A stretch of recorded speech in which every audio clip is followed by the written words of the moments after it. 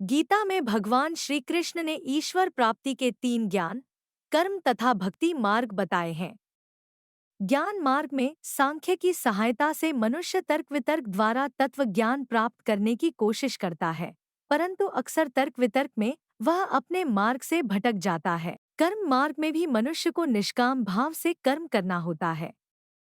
अपने कर्म को ईश्वर को समर्पित करना पड़ता है, इसलिए इसमें भी भटकने की पूरी संभावना होती है।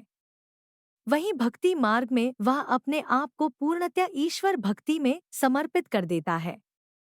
वह स्वयं को विचलित नहीं करता है, इसलिए भक्ति मार्ग में ईश्वर प्राप्ति की पूरी संभावना होती है।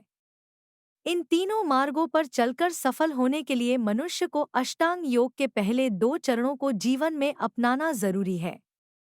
यह है यम और नियम। यम में सत्य, अहिंसा, ब्रह्मचर्य, अस्तेय और अपरिग्रह आते हैं। सत्य शब्द से तात्पर्य है सत्यता का जीवन में हर समय पालन करना। अहिंसा केवल जीव हिंसा से ही संबंधित नहीं है, इसमें दूसरों की भावनाओं को आहत नहीं करना भी आता है।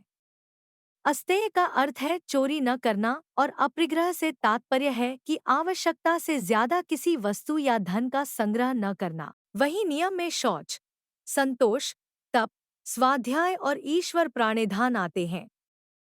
शौच से मतलब मन की सफाई होता है।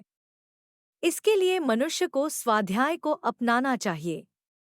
यम और नियम को जीवन में अपनाने के लिए सर्वप्रथम ज्ञानेंद्रियों पर नियंत्रण करना जरूरी है।